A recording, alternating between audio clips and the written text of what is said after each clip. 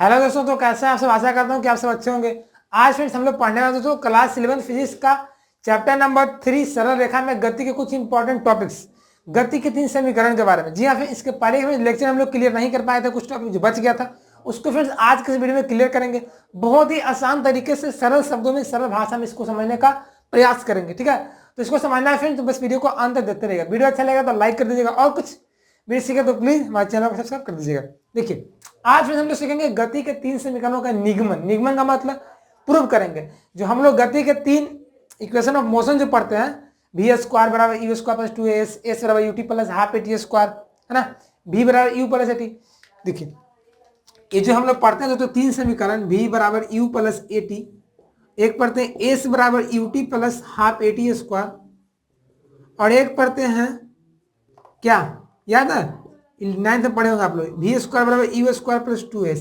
ये तीनों समीकरणों को तो हम लोग प्रूव करेंगे बारी बारी से, है ना, क्योंकि प्रूव करने से आपको माइंड पर चल जाएगा कैसे इसका प्रूव होता है, कि आपको कंसेप्ट इसके अंदर का पता चल जाएगा। ठीक है, और 11th आपका बुक में दिया गया एनसीईआरटी बुक में, इसलिए मैं इसको प्रूव कर दे रहा हूँ। ठीक है, मैं ग्राफी विधि से प्रूव करूंगा दोस्तों, इसका एक समाकलन विधि से प्रूव होता है, वो अगला वीडियो में आएगा। ठीक है, तो पहले ग्राफी विधि से प्रूव करते हैं। देखिए आप देखिए मैं सारा तुम समझा दो, कोई टेंशन नहीं लेना, कैसे ग्राफ बनेगा, कैसे इसको लिखेंगे बनाएंगे। देख सबसे पहले मैं यहां पे लिखा हूं कि माना कि किसी पिंड का प्रारंभिक वेग u है तथा t समय बाद पिंड का वेग v हो जाता है, जिसका ग्राफी निरूपण करते समय वेग को y एक्सिस में और समय को एक्सिस में। मैं जब इसका पहले का वीडियो बनाया था गति के ग्राफी निरूपण का, मैं वहां बताया था कि हम लोग हमेशा और हमेशा टाइम को x एक्सिस में लिखते हैं, क्योंकि और डिपेंडेंट वेरिएबल जो किसी पे डिपेंड करता हो उसको कहाँ रखते हैं, y एक्सिस में। तो यहाँ पे वेग, यहाँ पे जो ग्राफ जो बनता है दोस्तों वो वेग समय ग्राफ बनता है। तो यहाँ पे हम लोग क्या करते हैं ना, ये जो टाइम है समय को क्या करते हैं हम लोग x एक्सिस में लिखते हैं, और दोस्तों वेग को हम लोग y एक्सिस में। क्योंकि वेग दोस्तों यहाँ पे u है, पहले u था तो मैं यहाँ पे u हो जाएगा, इसके बाद तो यहाँ से यहाँ आया ना, उसके बाद इसका वेग बढ़ने लगा, धीरे धीरे धीरे धीरे एक समान रूप से बढ़ने लगा। तो यहाँ इसका वेग क्या हो जाएगा, v हो जाएगा। यहां से यहां तक u है, फिर आपका इसका वेग v बढ़ गया। ठीक है, तो v हो गया। अब देखिए दोस्तों, अब इसका नाम लिखने के लिए आपको क्या करना पड़ेगा। अब इसको तो ग्राफ तो बना लिए, वेग समय ग्राफ। किसका ग्राफ पता, इसके पहले वाले वीडियो में बताया था कि जब कोई कण कोई क्या करता है, प्रारंभिक वेग से गतिमान होता है धनात्मक डायरेक्शन में, धनात्मक दिशा में, तब वहां पे ग्राफ बनता है वेग समय ग्राफ का, है ना। और दोस्तों वेग समय ग्राफ का जो यहाँ पे नाम अपने मन से करिए, ये है, इसको मैं बी लिख देता हूँ, इसको मैं सी लिख देता हूँ, इसको डी लिख देता हूँ, और यहाँ पे एक पॉइंट इसको ई लिख देता हूँ, हो गया। और दोस्तों मैं इसके पहले वाले वीडियो में बताया था कि वेग समय ग्राफ, ये क्या वेग आपका बी, क्या अंतिम वेग। मैंने बताया था कि वेग समय ग्राफ का जो ढाल होता है, ढाल यानी कि स्लोप जो होता है, स्लोप वो क्या बताता है, वो आपको त्वरण को बताता है, एक्सेलरेशन को बताता है। तो इस तरह से यहाँ पे जो ए बी क्या ढाल है आपका, ए बी ढाल है ना, तो ए बी दोस्तों आपका क्या हो जाएगा, का ए हो जाएगा, त्वरण का काम करेगा, है ना। चलिए अब आते हैं हम लोग यहाँ पे कैलकुलेशन करते हैं। कैलकुलेशन करने के तो सबसे पहले क्या आता, हम लोग पहला समीकरण को प्रूव करते हैं, v बराबर यू प्लस एटी को। तो यहाँ पे सबसे पहले मैं लिखूंगा क्या, पहला कंडीशन। हम सब जानते हैं, क्या जानते हैं, वेग में जो परिवर्तन का दर क्या कहलाता है, त्वरण कहलाता है, हम लोग पढ़े है ना। तो मैं यहां से दोस्तों लिख सकता हूं त्वरण बराबर,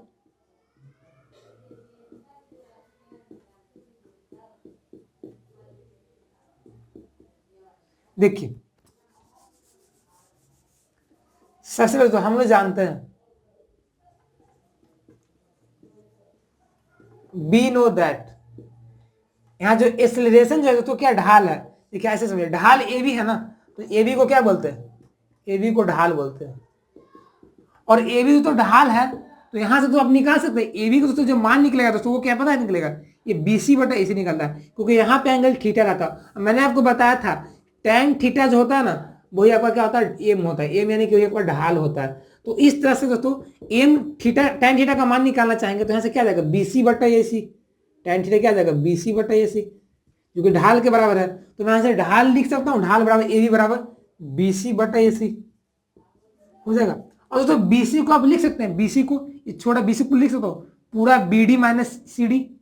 भाई जब मैं बोलूंगा देखिए आपको बीसी का मान निकालना है, बीसी का। तो क्या करिएगा, बीडी में से सीडी घटा दीजिएगा, बीडी में से सीडी घटाएगा तो बीसी निकल जाएगा। तो मैं यहां से लिख सकता हूँ बीसी को, क्या लिख सकता हूँ, बीडी माइनस सीडी, है ना, बीडी माइनस सीडी बटा में एसी। देखिए दोस्तों बीडी क्या है दोस्तों, बी से लेकर डी तक क्या है, ये इसके बराबर है, ये आपका इसके बराबर है, और ये आपका भी के बराबर है, तो भी हो जाएगा माइनस में सीडी, सीडी आपका ओ ए के बराबर है, क्योंकि ओ ए आपका यू है, तो भी माइनस यू हो जाएगा बटा में एसी। एसी क्या आपका, एसी ये आपका ओडी के बराबर है, क्योंकि दोनों पैरेलल है ना, तो समानांतर भुजा बराबर होते हैं, तो एसी और ओडी बराबर है, क्योंकि ओडी टी है तो एसी भी टी होगा, ये भी आपका टी होगा ना, क्योंकि यू है तो ये भी आपका यू होगा, और ये आपका पूरा बीडी भी आपका भी हो जाएगा। तो इस तरह से मैं बटा में टी लिख सकता हूँ। तो यहाँ से निकल गया, ये जो ढाल क्या बताता है, बेग समय ग्राफ का ढाल क्या बताता है, त्वरण को बताता है। तो मैं यहाँ से लिख सकता हूँ ए बी यानी कि ए बराबर भी माइनस यू बटा टी।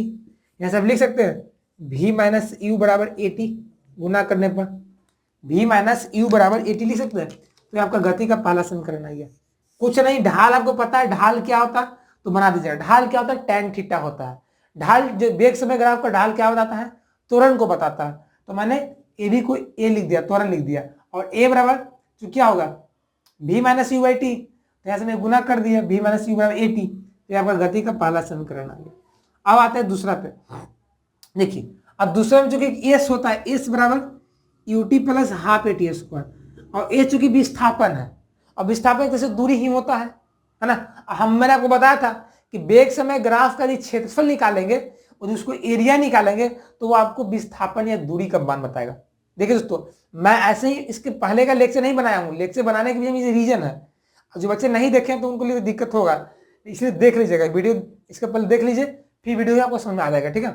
तो मैं वहां बताया था कि बेग समय ग्राफ का जो एरिया होता है, क्षेत्रफल जो होता है, वो दूरी या विस्थापन को बताता है। तो मैं यहाँ से दोस्तों यदि निकालना चाहूंगा एस का मान, तो मुझे क्या करना पड़ेगा, ये पूरा का एरिया निकालना पड़ेगा।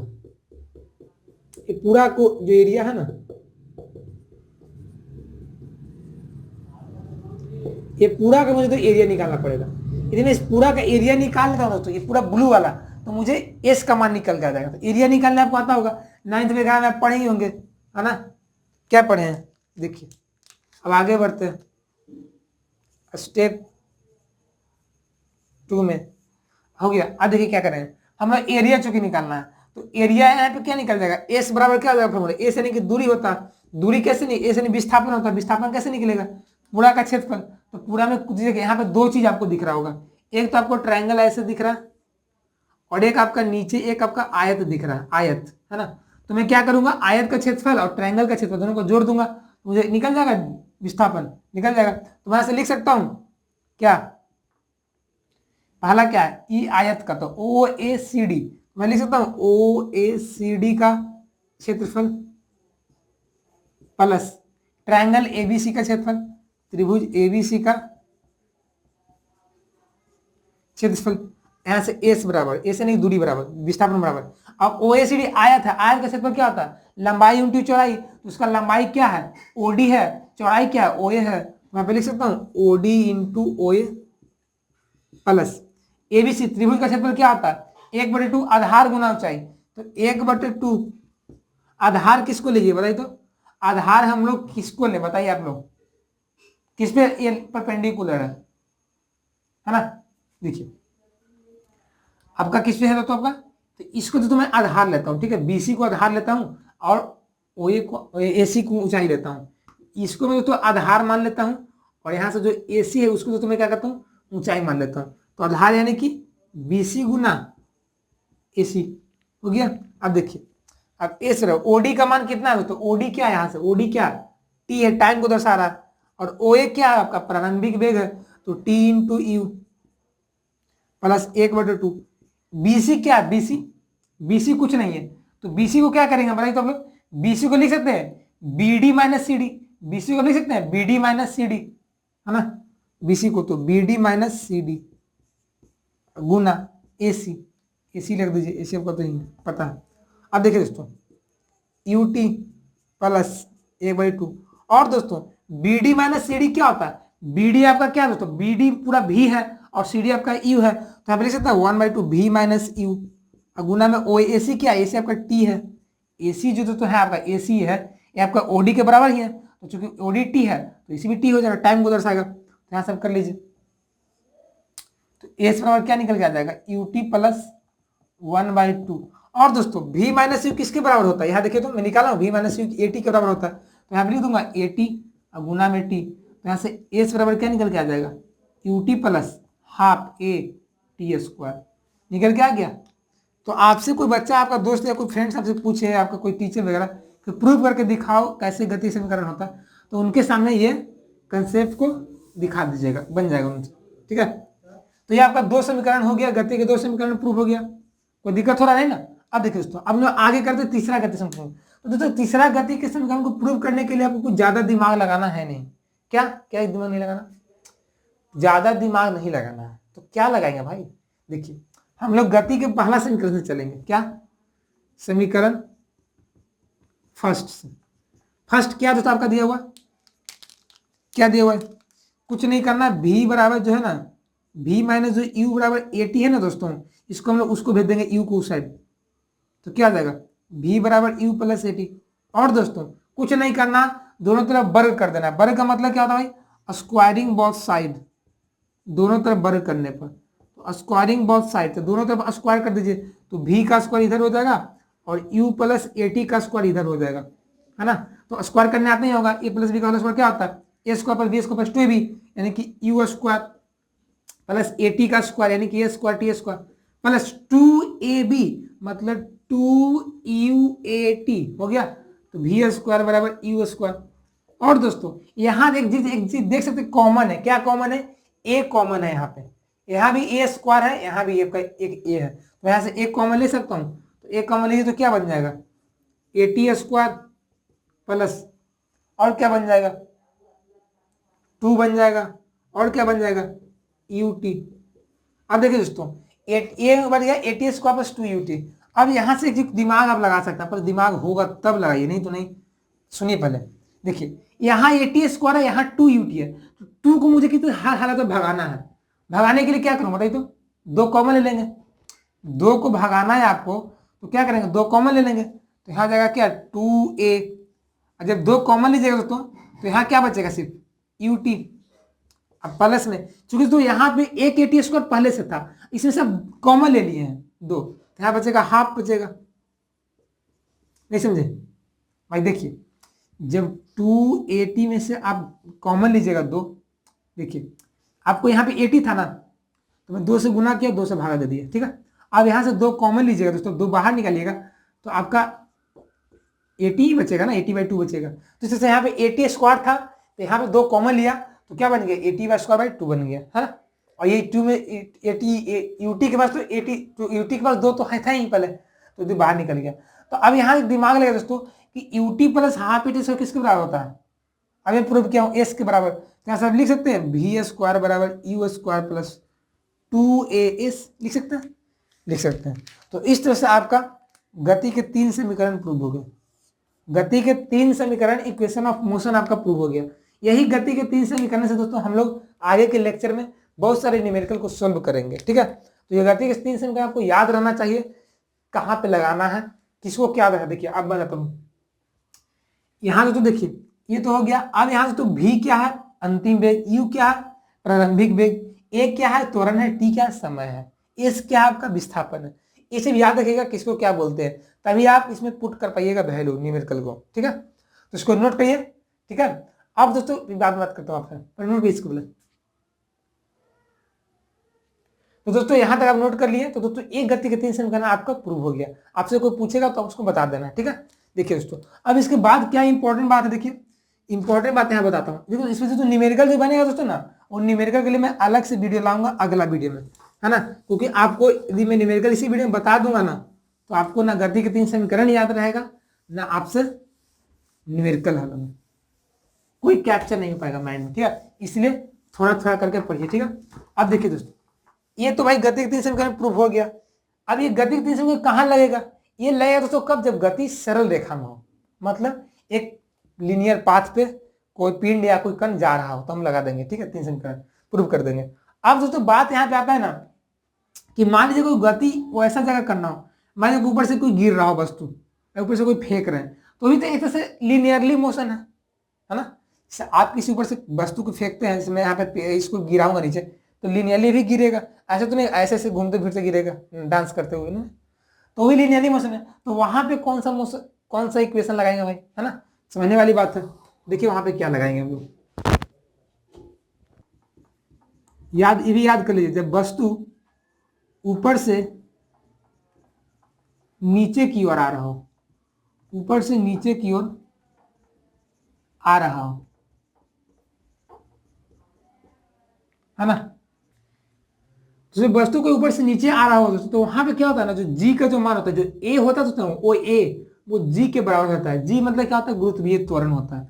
तो जो जो गति के 3 समीकरण था ना, वहां ए था, वहां पर जी रख दीजिए, तो पहला क्या बन जाएगा, पहला क्या बन जाएगा, जहां ए था वहां जी रखिए तो क्या बन जाएगा, पहला समीकरण क्या बनेगा, बी बराबर यू प्लस जी टी बन जाएगा। सेकंड क्या बन जाएगा बताइए, एस बराबर U T plus half G T square. Third क्या बन जाएगा, वी स्क्वायर बराबर U square plus 2GS, sorry 2, हाँ जो 2GS। तो जहां जहां ए था दोस्तों मैंने वहां वहां जी कर रख दिया। जी क्या, गुरुत्वीय त्वरण है, मैं भी लिख देता हूं, वेयर जी बराबर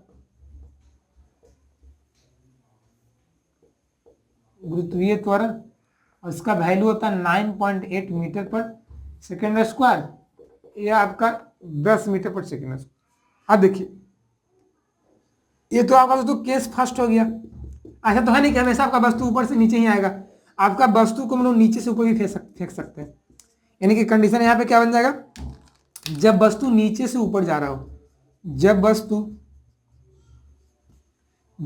नीचे से,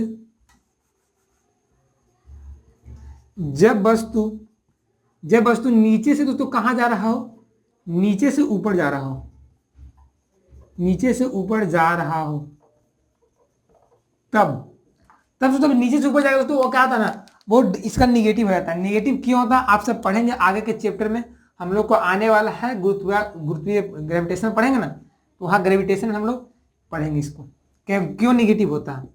अभी फिलहाल जान जाइए कि निगेटिव होता है। v बराबर you minus G T, second S बराबर यू टी क्या हो जाएगा, प्लस माइनस नहीं माइनस होगा ना, क्योंकि जी का वैल्यू निगेटिव यहाँ होगा ना, तो माइनस जी टी स्क्वायर।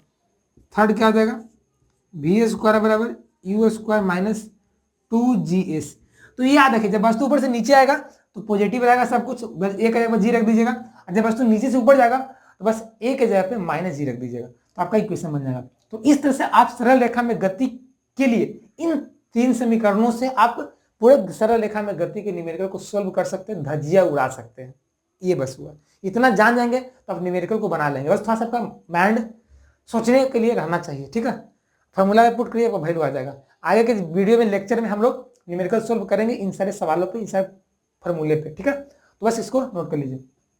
तो दोस्तों नोट कर लिए। तो आज दोस्तों क्लास कैसा लगा, अच्छा लगा ना, कुछ सीखे, हेल्पफुल था, तो प्लीज वीडियो को लाइक कर देंगे फटाफट से, और चैनल पर पहली बार हो तो चैनल को प्लीज सब्सक्राइब कर दीजिएगा, क्योंकि हमारे चैनल पे क्लास 10, 11th और 12th की लगातार तैयारी कराई जाती है फ्री ऑफ कॉस्ट, इसलिए चैनल को सब्सक्राइब कर सकते हैं। और फ्रेंड्स जो बगल में नोटिफिकेशन है उसको भी दबा दीजिएगा, जितने नए नए वीडियोज आएंगे उससे आप अप टू डेट रहेंगे, है ना। इसके पहले का दोस्तों वीडियो देखना आपको क्लास 11th का फिजिक्स का, मैथ का, तो हमारे चैनल के प्लेलिस्ट में जाइए, वहां बनाया हुआ है, ठीक है, तो आप देख सकते हैं। मिलते हैं नए वीडियो में, तब तक के लिए बन रहे। जय हिंद, जय Bharat, take care, bye, best of luck.